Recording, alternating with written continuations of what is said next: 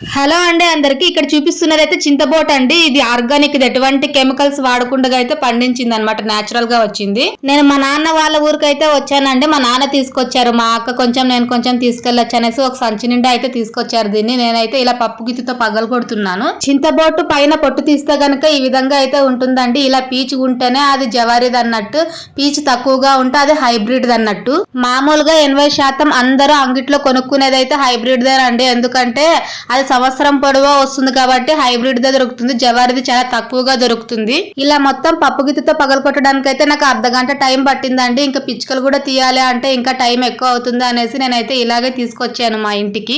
ఇంత మొత్తం అయితే వచ్చిందండి పొట్టు. పల్లెల్లో పండేదానికి సిటీలో డబ్బులు పెట్టి కొనుక్కునే దానికి చాలా వ్యత్యాసం అయితే ఉంటుందండి. 1/4 కేజీ 38 రూపాయలు పెట్టినా కూడా ఈ క్వాలిటీ అయితే రాదు నాకు. అంతా ఒకేసారి పగలు కొట్టడం కాదనేసి అవసరానికి కొంచెమే తీసాను. ఈ విధంగా వీడియో నచ్చితే ఒక చిన్న లైక్ చేసి సబ్స్క్రైబ్ చేయండి friends. Thank you for watching.